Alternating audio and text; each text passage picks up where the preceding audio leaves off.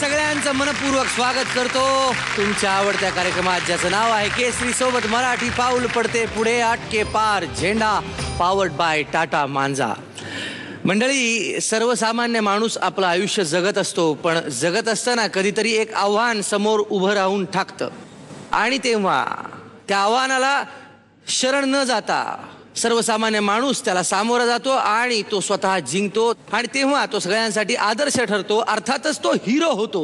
कलेच्या क्षेत्रात सुद्धा मोलाची कामगिरी करणारी माणसं, हिरोगिरी न करता कामगिरी करणारी माणसं हिरो ठरतात आणि असेच हिरो आपल्याला या मंचावर लाभत आलेले आहेत. आणि ते पाऊल ओळखणारे आपले परीक्षक तेही तितकेच महत्त्वाचे, रादर ते सगळ्यात जास्त महत्त्वाचे आहेत. आधी त्यांचं स्वागत करूया. उर्मिला मातोंडकरजी आणि मकरंद देशपांडे सर यांचं. आपल्या कलांना वेदांचा पुराणांचा वारसा लाभलेला आहे. त्यापैकीच एक आहे यक्षगान. या यक्षगानामार्फत आपल्याकडे इथे सादर होणार आहे आता अभिमन्यू वधाची कथा आणि ते घेऊन येत आहेत मुंबईचा अग्रमी ग्रुप. जोरदार टाळ्यांनी त्यांचं स्वागत करूया. सुंदरांग सुकलान्वित शुभचरणा, सुंदरांग सुकलान्वित शुभचरणा, काटी शोभित व्याळ सुबंधनाभ्यसक कोटी सदृश किरणा, चंदनांग चर्चित सुमनोकर, मदगात भगिवा बुद्धि दुबकर,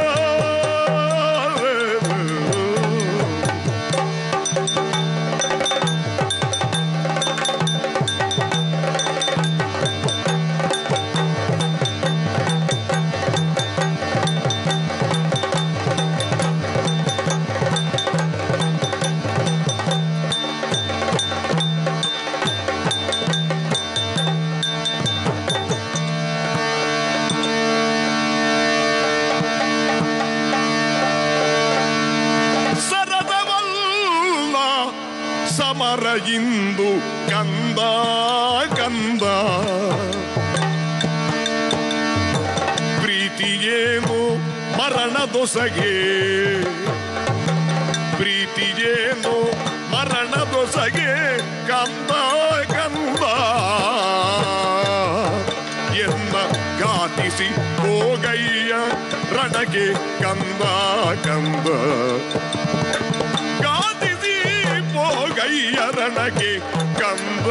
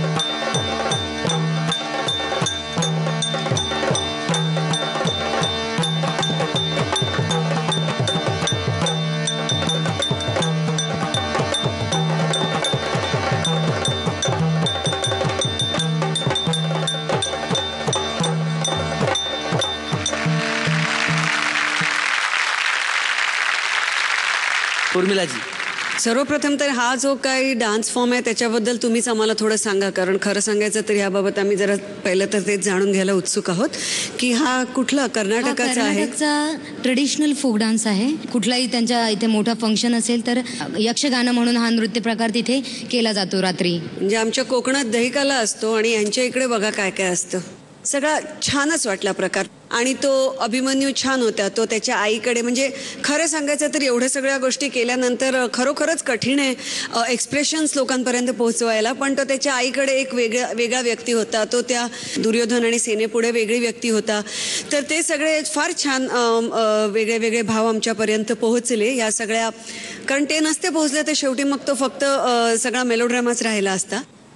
यावेळी तुम्ही खरोखरच अग्रमी असंच काम केलेलं आहे असं म्हणायला काहीच हरकत नाही. छान. वा, थँक्यू. खरं तर ज्यांनी आत्ता या परफॉर्मन्ससाठी जो मेकअप केलेला आहे, कॉस्ट्युम्स केलेले आहेत आणि ज्यांनी तुमचे शिरटोप केलेले आहेत त्यांच्यासाठी मी नक्कीच टाळ्या वाजवीन. खरंच सांगतोय. ते कलाकार इथेच आहेत ऑन स्टेज, जे नाचतायत तेच मेकअपमन पण आहेत आणि त्यांनीच सगळं आम्हाला मेकअप पण. कोणी केलंय? अरे वा वा वा वा. ऑलराऊंडर. अगदी वेगळं असं काय दिसून येतं तर आई एकदम वेगळी वाटतीये नाही का?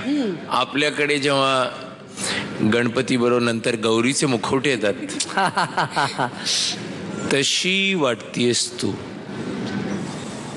तर ते आई आणि मुलातलं संभाषण म्हणा, आणि आईनी रोखू पाहणं त्याला की नको जाऊ रे बाळा, नाही तर मला मार, आणि मग जा. तरी सुद्धा मुलगा म्हणतो नाही मी मारूनच येईन. आणि त्याच्यात हे सगळे विलन लोकांचं एक चांगलं असतं, त्यांना मोठ्या मोठ्या मिशा दिल्या की झाले विलन. माझी पण आहे अजून इतकी नाही आली आहे, तेव्हा होणार मी विलन. पदक देईन तेव्हा होईन मी कदाचित. म्हणून आज तुमचे पदकं गुप्त आहेत.